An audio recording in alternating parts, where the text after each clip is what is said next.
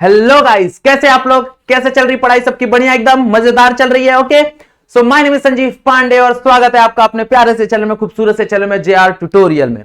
तो जैसा कि आपको पता है, we have started the topic which is nothing but mechanical properties of solid. Mechanical properties of solid में ऑलरेडी हम लोग ने 2 वीडियो बना दिया है। ऑलरेडी दोनों के दोनों लेक्चर अवेलेबल है, पहले जाओ, अगर अभी तक वो नहीं देखा है तो वो लेक्चर देखो, क्योंकि वो दोनों देखोगे तब कहानी यहां पे समझ में आएगी। ओके, क्योंकि यहां पे हम लोग उसके आगे की कहानी की बात करने वाले हैं। यहां पे हम लोग बात करने वाले स्ट्रेन एनर्जी की। यहां पे हम लोग स्टार्ट करने वाले हमारा जो फ्रिक्शन वाला टॉपिक है वो थोड़ा सा हम लोग यहां पे स्टार्ट करने वाले हैं। ओके, तो ये सारा चीज हम लोग आज के लेक्चर में कवर करेंगे। तो क्या करना है तुमको भाई, बुक पेन खाने पीने का सामान लेके बैठ जाओ और 1 शॉट पे वीडियो खत्म कर दो। ओके, ज्यादा बड़ा वीडियो नहीं बनाएंगे, टेंशन मत लेना। आज हम लोग ये टॉपिक एंड कर देंगे और ये टॉपिक एंड करने के बाद we will try to start sound. हम लोग साउंड ये करेंगे, ट्राई करेंगे स्टार्ट करने का। Okay, clear? समझ में आ गया? चलो, let us start with strain energy. Okay, तो what is that strain energy? भाई स्ट्रेन एनर्जी क्या होता है? होगा जब कभी मान लो कि हम लोग कोई इलोंगेशन कर रहे हैं, जब कभी भी हम लोग इलोंगेशन कर रहे हैं तो ड्यू टू दैट इलोंगेशन मैं इसको खींच रहा हूं, ये खींच रहा हूं, ये सुनो। तो अब खींचने के लिए कोई तो वर्क डन होगा, ये सुनो। अब जो वर्क होगा इसके अंदर, जो वर्क होगा भाई, वो वर्क इसके अंदर स्टोर्ड हो जाएगा, ये सुनो भाई। जैसे स्प्रिंग है, स्प्रिंग को मैं घिसता हूं, स्प्रिंग इलोंगेट होता है, ये सुनो। अब क्या होता है, वो स्प्रिंग जो मैं वर्क किया मैंने उस स्प्रिंग को इलोंगेट करने के लिए, वो वर्क उसके अंदर स्टोर हो गया in terms of potential energy, and that potential energy is called as strain energy. वही पोटेंशियल एनर्जी क्या होता है? स्ट्रेन एनर्जी होता है। ओके, तो इसका हमारे पास एक डेरिवेशन है। क्या डेरिवेशन है? बेहतरीन डेरिवेशन है, वो हम लोग ट्राई करेंगे। सो मान लो कि भाई यहां पे एक स्ट्रिंग है, यहां पे एक ब्लॉक लगाया हुआ है, वेट लगाया हुआ है और डाउनवर्ड डायरेक्शन में उसका फोर्स एक्ट हो रहा है। क्या हो रहा है? डाउनवर्ड डायरेक्शन में फोर्स एक्ट हो रहा है। तो इसके अंदर कितना स्ट्रेन एनर्जी स्टोर्ड होगा या फिर कितना स्ट्रेन एनर्जी रिलीज होगा, डजंट मैटर भाई, due to the elongation. Elongation में कितना स्ट्रेन एनर्जी इसके पास होगा वो हमको यहां पे निकालना है। तो मान लो, let us start with the definition of Young's modulus. भाई यंग्स मॉडुलस क्या बोलता है? यंग्स मॉडुलस बोलता है, यंग्स मॉडुलस हमेशा होगा F del L by A L. Sorry, उल्टा लिख दिया मैंने, ये ऊपर आएगा ये नीचे आएगा, that is F L by del L, है ना? ये यंग्स मॉडुलस है। अब यहां पे देखो, यहां से फोर्स क्या मिलेगा मेरे को? फोर्स मिलेगा that is F is equals to Y A del L by capital L. ये फोर्स है मेरे पास, आया ना? अब अगर मैं चेंज देखूं, जो चेंज है वो चेंज कैसे हो रहा है? मान लो कि यहां पे मैंने चेंज किया, इस चीज को मैंने चेंज किया, तो ये चेंज कैसे हो रहा है? देखो, इसके अंदर इतना चेंज आया, मान लो इतना चेंज आया, तो ये चेंज डायरेक्टली तो नहीं हो रहा, डायरेक्टली मेरे को एल तो मिल नहीं रहा। पहले यहां पे अगर मैं देखूं, यहां पे चेंज 0, फिर यहां पे थोड़ा और चेंज होगा, फिर थोड़ा और चेंज होगा, फिर थोड़ा और चेंज होगा, ये सुनो। तो जैसे अगर मैं धीरे धीरे देखने जाऊं तो मेरा जो चेंज है वो वेरी हो रहा है फ्रॉम 0 टू एल, है ना? तो मान लो कि ये एक्स के टर्म में ये हो रहा है, तो यहां पे मान लिया मैंने एक्स। भाई एक्स के टर्म में वो क्या हो रहा है? चेंज हो रहा है। तो अगर मैं देखने जाऊं तो अगर एक्स के टर्म में ये चेंज हो रहा है तो मेरे को फोर्स क्या मिलेगा? फोर्स मिलेगा that is Y A X by L. ऐसा मैं मान लेता हूं कि भाई वो एक्स के फॉर्म में चेंज हो रहा है, ये सुनो, एक छोटा सा चेंज हो रहा है और वो छोटे से चेंज पे एक छोटा सा फोर्स लग रहा है। मान लो ये छोटा सा फोर्स है जिसकी वजह से छोटा सा चेंज हो रहा है ना? अब ये चेंज की वजह से कुछ वर्क होगा, यस और no? Due to this small force भाई देयर विल बी कुछ वर्क होगा। तो due to this small force,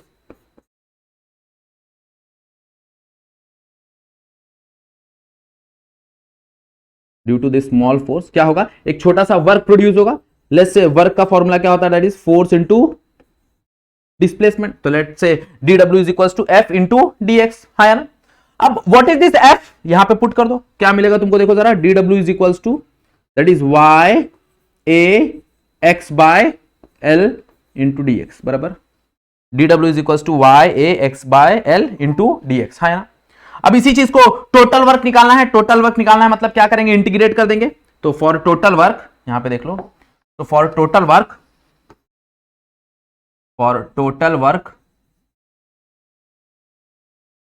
total work क्या हो जाएगा भाई? Integration of small work.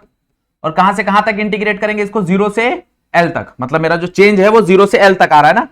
और व्हाट इज dw? dw का फॉर्मूला हमारे पास है that is y a x by L. तो यहां पे आ जाएगा y a x by L into dx, आया ना? कहां से कहां तक? 0 से एल तक। भाई y a l बाहर आ जाएगा, तो y a l बाहर आ गया। इंटीग्रेशन क्या मिल रहा है मेरे को? दैट इज x dx 0 से l तक।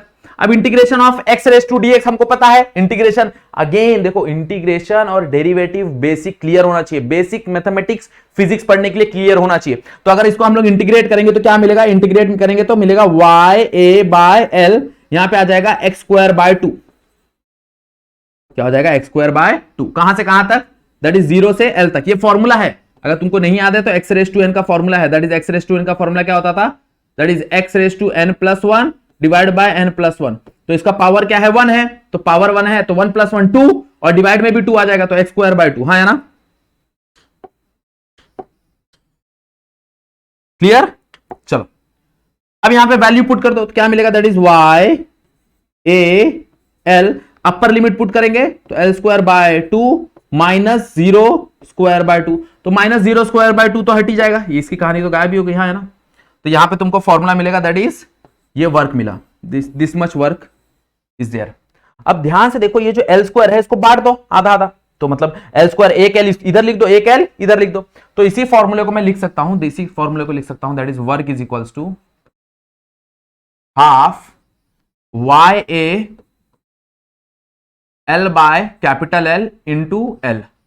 जरा ध्यान से देखो, व्हाट इज ya/L, भाई ये ya/L देखो ना, ये लोडी तो है, फोर्स तो है, ये यही चीज तो है, दैट इज ya/L, ya/L, यहां पे L हम लोग ने डेल L लिया है बस, और कुछ नहीं, तो यहां पे ya/L क्या है, फोर्स है, तो इनडायरेक्टली ये तुम्हारा फोर्स ही हुआ ना भाई, मतलब ये पूरा का पूरा तुम्हारा फोर्स हो गया, तो that is half force into ये क्या है, देखो ये तुम्हारा चेंज इन लेंथ है, और चेंज इन लेंथ को हम लोग बोलते हैं एक्सटेंशन, तो यहां पे आ गया एक्सटेंशन,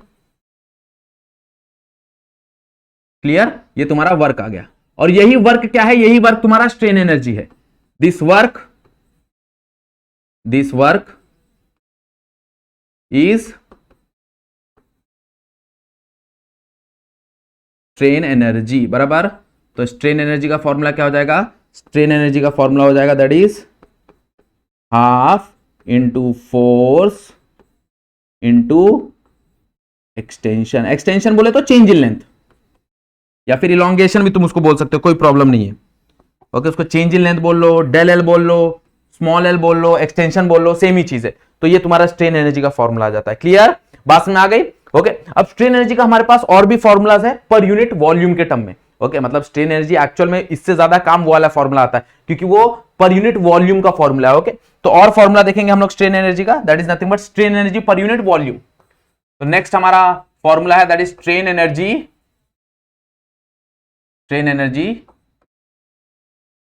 पर यूनिट वॉल्यूम, क्या है formula, strain energy per unit volume.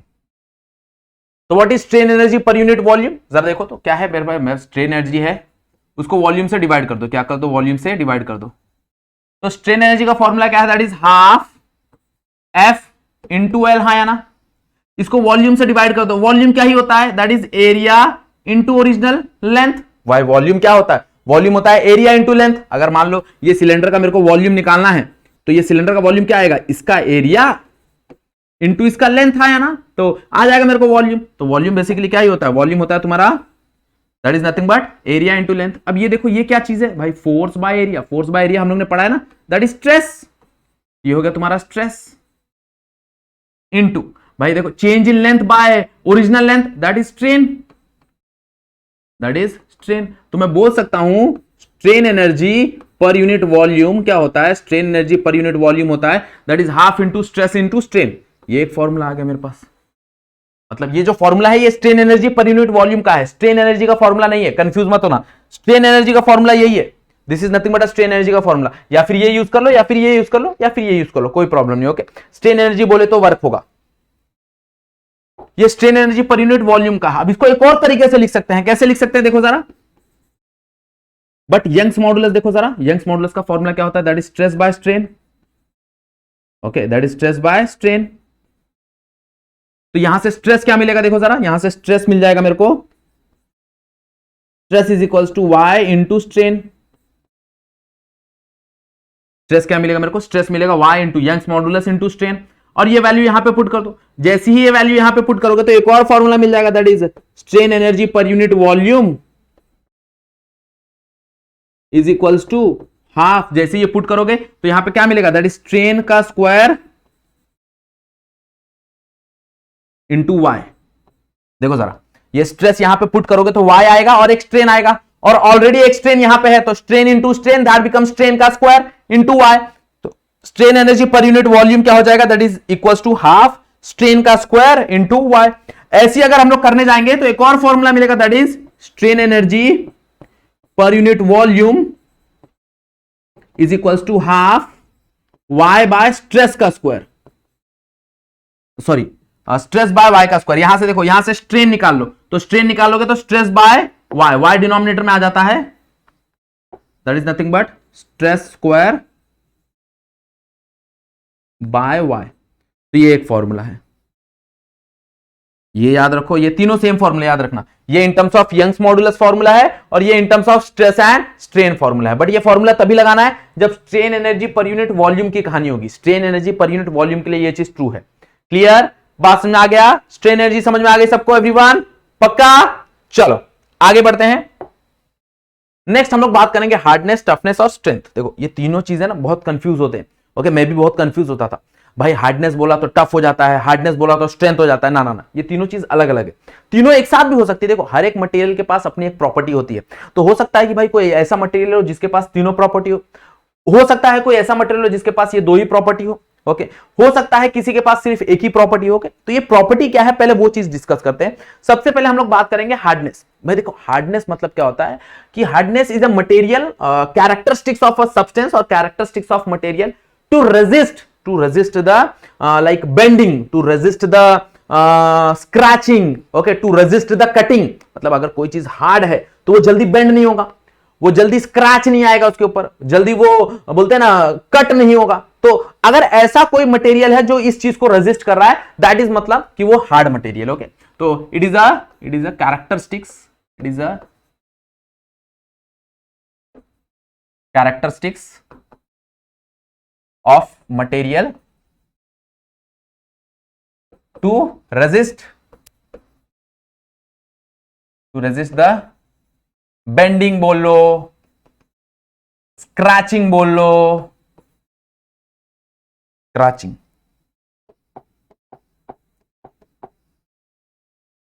Scratch का स्पेलिंग क्या होगा? मेरे ख्याल से स्क्रैच TTH, स्क्रैचिंग। तुम लोग देख लेना, स्पेलिंग मेरे ख्याल से गलत रहेगा, स्पेलिंग स्क्रैचिंग का स्पेलिंग गलत रहेगा। मेरे को कमेंट करके बता देना सही स्पेलिंग क्या है। ओके, मैं कंफ्यूज हो जाता हूं, तुमको पता है भाई स्क्रैचिंग का स्पेलिंग क्या होगा। नेक्स्ट अगर देखने जाए तो कटिंग। तो अगर मान लो इन चीजों को अगर वो रेजिस्ट कर रहा है, इसका मतलब वो जो मटेरियल है वो बहुत बोलते हैं ना हार्ड मटेरियल है। ओके, जैसे diamond, diamond is the example of hardness. Okay, बहुत हार्ड मटेरियल है डायमंड। ये सुनो, उसको जल्दी बेंड नहीं कर सकते, उसको जल्दी स्क्रैच नहीं दे सकते, उसको जल्दी तोड़ नहीं सकते, that is nothing but hard. Okay, next बात आती है टफ। देखो टफ मटेरियल मतलब क्या भाई, जो अपने फ्रैक्चर को ओके अपोज करे, सबसे बेस्ट चीज है। मतलब मान लो कि ये जैसे पेन है, ये पेन बहुत हार्ड है, बट अगर मैं पेन को ऐसा तोड़ूं तो ये टूट जाएगा। मतलब इसने अपने फ्रैक्चर को उतना अच्छे से रेजिस्ट नहीं किया, ये बहुत जल्दी फ्रैक्चर हो गया। बट अब यहीं पे अगर मैं बात करूं कि ये एक प्लास्टिक का बॉटल है, इसको अगर मैं बेंड करूं तो ये बेंड हो जाएगा, ये टूटेगा नहीं, उसके अंदर फ्रैक्चर नहीं आएगा। तो as compare to this pen, ये जो प्लास्टिक का बॉटल है ये ज्यादा टफ है। ये सुनो, जैसे तुम्हारा पेंसिल आता है, ओके, पेंसिल को ऐसा तोड़ो टूट जाता है, बट वहीं पे अगर ये पेन को तोड़ू तो उतना जल्दी नहीं टूटेगा, तो वो पेंसिल से ज्यादा टफ है।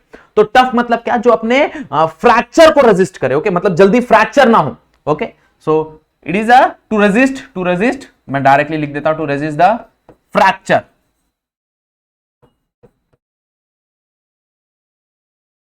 ओके, बेसिकली तुम्हारा जो ये होता है प्लास्टिक होता है, वो ज्यादा करके टफ मटेरियल होता है, वो जल्दी फ्रैक्चर नहीं होता। ओके, वो जल्दी टूटता नहीं है, वो जल्दी ब्रेक नहीं होता। ओके, तो वैसे मटेरियल को हम लोग बोलते हैं tough material. What is strength material? देखो स्ट्रेंथ मतलब क्या होता है, मान लो कि अगर तुमको किसी बॉडी का शेप चेंज करना है, मान लो किसी बॉडी का तुमको लेंथ चेंज करना है, तो तुमको बहुत ज्यादा फोर्स लगाना पड़ेगा। ये सुनो, अब अगर किसी बॉडी पे ज्यादा फोर्स लगाना है टू चेंज इट्स शेप और टू चेंज इट्स साइज और डायमेंशन, मतलब उसको अगर डिफॉर्म करने के लिए, if the force required, if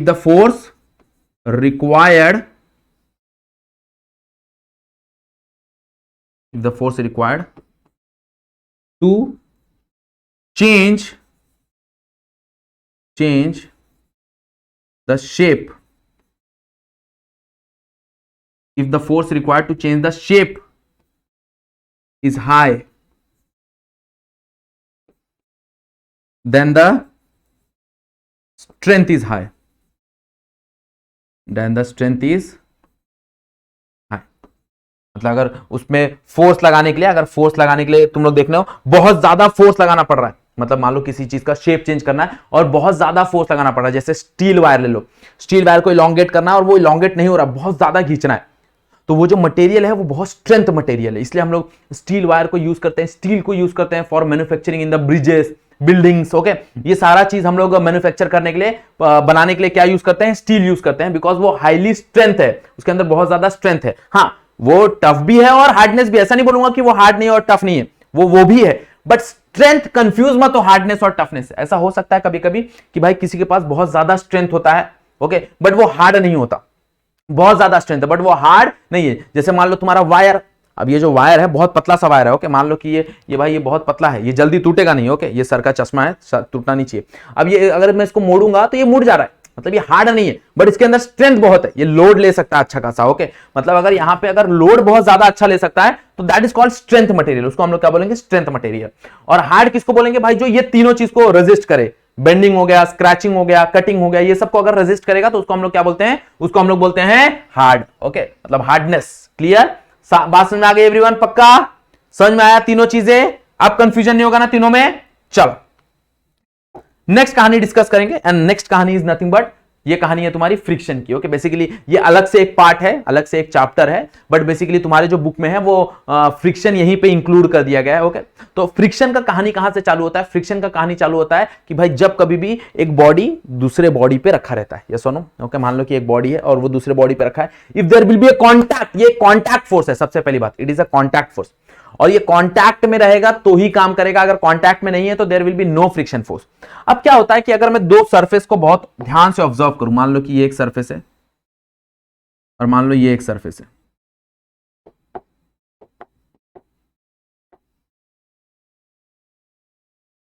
और दोनों सरफेस कांटेक्ट में है, ओके, दोनों सरफेस क्या है, कांटेक्ट में है। तो अगर मैं इसका बहुत जूम करूं, इसको इतने पार्ट को अगर मैं बहुत जूम करूं, ये पार्ट को मैं जूम करता हूं,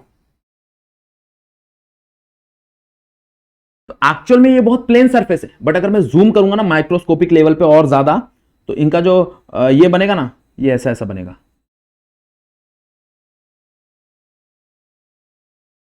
मतलब एक्चुअल में ये सरफेस ऐसे है, एक्चुअल में ये सरफेस ऐसे हैं।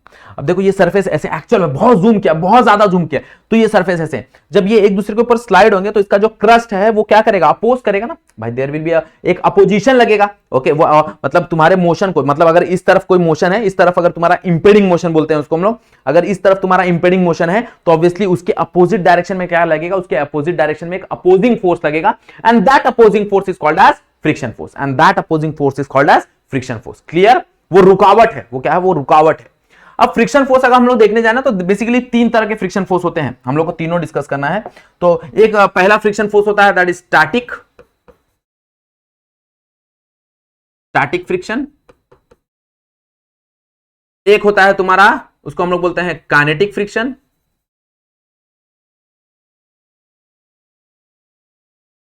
और एक हमारा होता है जिसको हम लोग बोलते हैं रोलिंग फ्रिक्शन।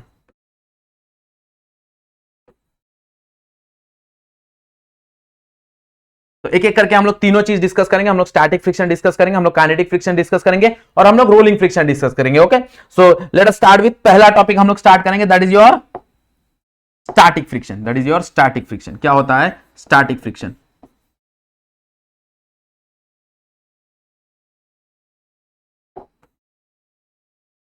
चलो, तो स्टैटिक फ्रिक्शन क्या है, बात समझने की कोशिश करो। स्टैटिक फ्रिक्शन क्या होता है भाई? स्टैटिक मतलब क्या होता है? रेस्ट। मतलब ये कहानी तभी आएगी जब एक बॉडी दूसरे बॉडी पर रेस्ट होगा, ओके। मतलब मान लो कि यहां पे एक टेबल रखा है, इस टेबल के ऊपर एक ब्लॉक रखा है। क्या रखा है? एक ब्लॉक रखा है, ये ब्लॉक है। अब ये ब्लॉक के ऊपर यहां पे फोर्स लगा रहा हूं, इस डायरेक्शन में मैं एक फोर्स लगा रहा हूं, लेट्स से एफ फोर्स। ये सुनो, अब मैं मान लो कि एफ फोर्स लगा रहा हूं, ये ब्लॉक नहीं मूव कर रहा है। मतलब क्या हो रहा है भाई, यहां पे रेजिस्टिव फोर्स लग रहा है। ये सुनो, अपोजिट डायरेक्शन में एक रेजिस्टेंस फोर्स लग रहा है, फ्रिक्शन फोर्स लग रहा है। क्या लग रहा है? फ्रिक्शन लग रहा है। अब मान लो कि मैं फोर्स लगा रहा हूं भाई, लेकिन नहीं हिल रहा, वो फोर्स लगा रहा हूं नहीं हिल रहा, फोर्स लगा रहा हूं नहीं हिल रहा, मैं धीरे धीरे अपना फोर्स बढ़ा रहा हूं। मैंने अब फोर्स लगाया, जस्ट मोशन स्टार्ट हुआ, जस्ट स्टार्ट हुआ, मतलब जैसे ही मैंने फोर्स लगाया और जस्ट मोशन स्टार्ट हुआ, that friction is called as static friction. Okay, और उस फोर्स को, फ्रिक्शनल फोर्स को हम लोग बोलेंगे स्टैटिक फ्रिक्शनल फोर्स। ओके, इसका मतलब क्या है कि भाई बॉडी को हिलाने के लिए, मतलब अपने जगह से बॉडी को डिस्प्लेस करने के लिए मेरे को मैक्सिमम कितना फोर्स देना है, ये सुनो, मेरे को कम से कम वहां पे कितना फोर्स देना है कि ये बॉडी हिल जाए। Okay, and that force is nothing but, उसको हम लोग क्या बोलते हैं, स्टैटिक फ्रिक्शन। क्या बोलते हैं, स्टैटिक फ्रिक्शन। ओके, अब मान लो कि एक लिमिट है भाई, एक फ्रिक्शन का लिमिट है। जैसे मान लो कि यहां पे फ्रिक्शन फोर्स, मान लो मैं फोर्स लगा रहा हूं 10 न्यूटन का और फ्रिक्शन फोर्स का वैल्यू है 11 न्यूटन, तो ये ब्लॉक हिलेगा क्या, नहीं नहीं, मेरे को कम से कम तो उसको 11 न्यूटन लगाना है, कम से कम 11 न्यूटन लगाना है। एक्चुअल में लगाना उससे ज्यादा है, बट कम से कम कितना लगाना है, 11 न्यूटन लगाना है कम से कम। तो 11 न्यूटन लगाना है, मतलब एक लिमिट है, वहां पे एक लिमिट है भाई, इस लिमिट को तुमको क्रॉस करना है। That's why it is also called as limiting force, इसलिए इसको लिमिटिंग फोर्स भी बोला जाता है, तो लिमिटिंग फ्रिक्शन भी बोला जाता है या फिर लिमिटिंग फोर्स भी बोला जाता है। ओके, ये याद रखना।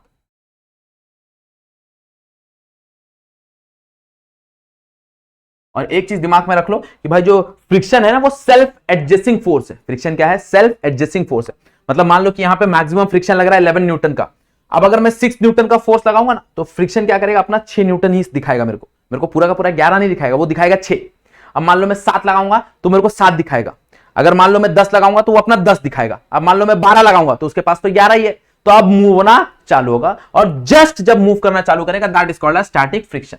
ओके, अब what is law of static friction, तो भाई लॉ क्या बोलता है, लॉ बोलता है कि तुम्हारा जो फ्रिक्शनल फोर्स है, स्टैटिक की बात हो रही है तो एफएस लिख देता हूं, वो डायरेक्टली प्रोपोर्शनल होता है तुम्हारे नॉर्मल रिएक्शन से। ओके, मतलब यहां पे कांटेक्ट है, तो कांटेक्ट है बोले तो ऊपर की तरफ एक नॉर्मल रिएक्शन लगेगा, ये सुनो, परपेंडिकुलर टू द सरफेस। याद रखना ये क्या है, एक नॉर्मल फोर्स है जिसको हम लोग नॉर्मल रिएक्शन बोलते हैं, ये हम लोग ने बहुत बार यूज कर चुके हैं, नॉर्मल रिएक्शन। ये सुनो, इसको नॉर्मल फोर्स बोल लो, कोई प्रॉब्लम नहीं है।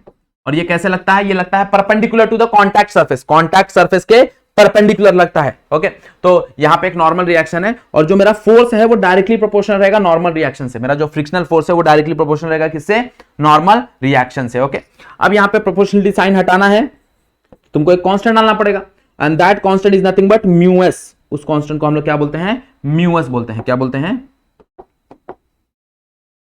म्यू एस बोलते हैं, where mu is called as coefficient of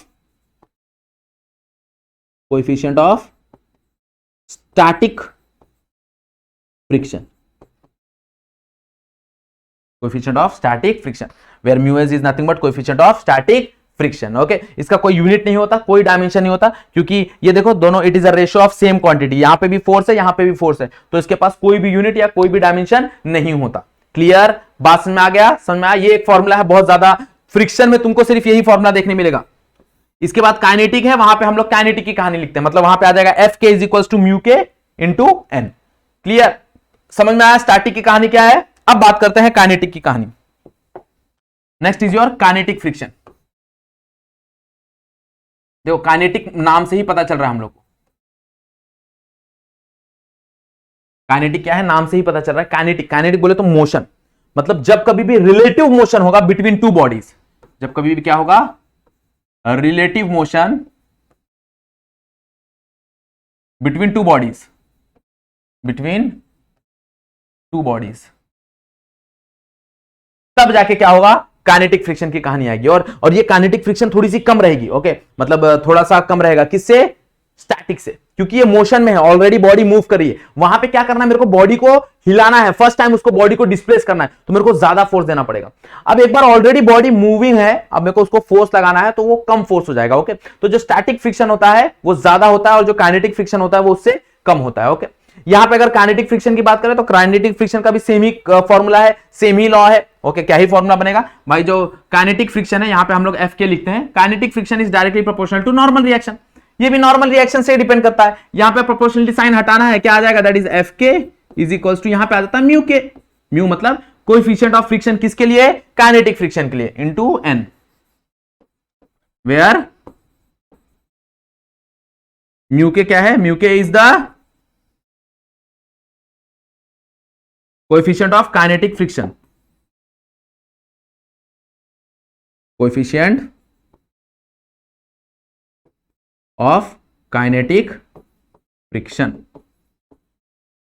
clear, okay ये एफ के का वैल्यू कब लगेगा, जब वहां पे बात हो रही होगी रिलेटिव मोशन की, मतलब एक बॉडी दूसरे बॉडी पे मूव हो रहा है। और यहां पे कहानी कैसे आएगी, यहां पे कहानी आएगी भाई जस्ट, मतलब भाई जस्ट मूव होना चालू किया, जस्ट मूव होना चालू किया है, उसके ऊपर ये कहानी आएगी। ओके, तब आता है तुम्हारा स्टैटिक का कहानी, यहां पे आता है तुम्हारा काइनेटिक का कहानी। क्लियर, समझ में आ गया। नेक्स्ट एक और कहानी है, that is called rolling friction. Okay, rolling friction कब आता है, जब एक बॉडी दूसरे बॉडी के ऊपर रोल करती है, मतलब स्लाइड नहीं कर रही हो, यहां पे स्लाइड हो रहा है बट वहां पे बॉडी क्या कर रही है, रोल कर रही है। ओके, डजंट मैटर, उसके लिए कोई अलग से फॉर्मूला या फिर अलग से कुछ ये नहीं है, लॉ नहीं है। ओके, कहानी वही है कि भाई रोलिंग फ्रिक्शन किसको बोलेंगे, कि जब बॉडी क्या हो, रोल रही हो। जैसे तुम्हारा बॉल बेरिंग है, देखो ओके, मतलब फ्रिक्शन को रिड्यूस करने के लिए हम लोग ने ये कंसेप्ट बनाया। जैसे इसमें फ्रिक्शन ज्यादा है ना, इसमें फ्रिक्शन बहुत ज्यादा है, सिंस फ्रिक्शन ज्यादा है तो फ्रिक्शन को कम करना है, तो हम लोग ने क्या किया, रोलिंग फ्रिक्शन का इन्वॉल्वमेंट किया। अब रोलिंग फ्रिक्शन में सबसे कम फ्रिक्शन होगा, तुम्हारा बॉल बेरिंग फैन में लगा होता है, या सुनो तुम लोग ने स्पिनर घुमाया है, देखो वो स्पिनर बहुत देर तक घूमते रहता है, क्यों, क्योंकि इसके अंदर बॉल बेरिंग यूज हुआ है, और बॉल बेरिंग क्या करता है, फ्रिक्शन को रिड्यूस करता है।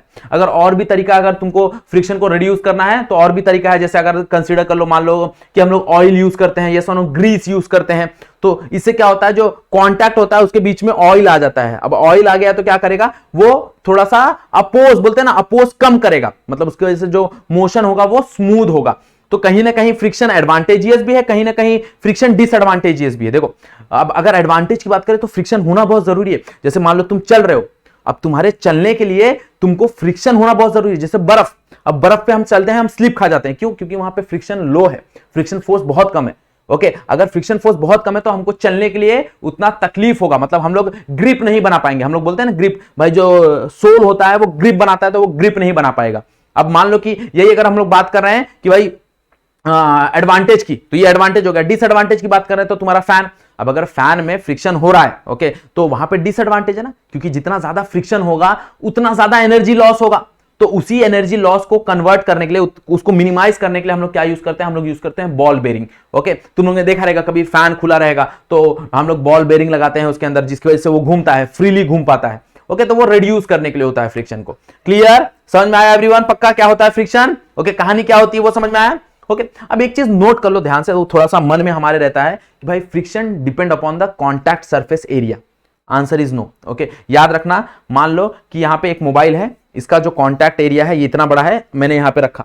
अब सेम मोबाइल मैं बड़ा कॉन्टैक्ट एरिया का लेके आता हूं, यहां पे रख देता हूं, फ्रिक्शन चेंज होगा? Answer is no. ओके, अगर सेम मास है, सेम वेट है, तो आंसर है नो। याद रखना, कॉन्टैक्ट सरफेस एरिया पे कभी भी डिपेंड नहीं रहता। हाँ, वो डिपेंड रहता है उस मटेरियल पे, भाई वो नेचर क्या है, मतलब वो जो कॉन्टैक्ट है वो कॉन्टैक्ट होने का मटेरियल क्या है, मटेरियल सेम है, मटेरियल चेंज हुआ, लकड़ी है, लोखंड है, उस पर डिपेंड करता है, उस पर मान सकता हूं, बट एरिया पे डिपेंड नहीं कर सकता। ये चीज दिमाग से निकाल देना। क्लियर, बात समझ आ गई। Okay, so this is all about friction. इससे ज्यादा दिया हुआ नहीं है एक्चुअली फ्रिक्शन की कहानी। अगेन आई एम सेइंग कि भाई फ्रिक्शन इतना छोटा सा टॉपिक नहीं है, बहुत बड़ा टॉपिक है, बहुत बेहतरीन टॉपिक है। हाँ, बट हाँ ऐसी बात है कि तुम्हारे बुक में उतना ज्यादा अवेलेबल नहीं है, तो तुम्हारे बुक में उतना ज्यादा अवेलेबल नहीं है तो हम लोग उतना डीप में जाने वाले नहीं है। तुम्हारे बुक में खाली इतना ही बात किया हुआ है भाई, स्टैटिक, काइनेटिक और रोलिंग, तो हम लोग ने उतना ही डिस्कशन करेंगे। क्लियर, बात समझ में आ गई एवरीवन, पक्का। Okay, so here we have completed your topic. यहां पे हम लोग ने तुम्हारा मैकेनिकल प्रॉपर्टीज ऑफ सॉलिड खत्म कर दिया है। Okay, in next lecture we will try to start sound chapter. हम लोग साउंड चैप्टर स्टार्ट करेंगे। ओके, और जैसे ही साउंड चैप्टर स्टार्ट हो जाएगा, हम लोग लास्ट का जो दो बचा हुआ चैप्टर है 13 और 14, वो भी हम लोग खत्म कर देंगे। ओके, टेंशन मत लो, मैं बोल रहा हूं ना, लाइक फैब एंड तक ऑलमोस्ट वी विल ट्राई कि तुम्हारा फिजिक्स खत्म हो जाए। क्लियर, बात समझ में आ गई? चलो, बहुत बढ़िया। सो अगर वीडियो यहां तक देख लिया तो क्या करना है, वीडियो को लाइक करना है, चैनल पर फर्स्ट टाइम हो तो चैनल को सब्सक्राइब कर लेना, बेल आइकन जरूर दबा देना, क्योंकि तुमको नोटिफिकेशन जाए, जैसी ही वीडियो आए तुम्हारे पास नोटिफिकेशन पहुंचना चाहिए। उसके लिए तुमको क्या करना है भाई, बेल आइकन दबाना है। यस और नो? क्लियर, बात समझ में आ गई? अगर कुछ डाउट है तो कमेंट सेक्शन है, या फिर मैंने अपना इंस्टाग्राम आईडी दिया हुआ है, वहां जाके तुम लोग पूछ सकते हो, कोई प्रॉब्लम नहीं है, कोई इशू नहीं है। ओके, चलो, सो आज का वीडियो यहीं पे एंड करते हैं। आज के लिए बस इतना ही। That's it for today. Thank you so much.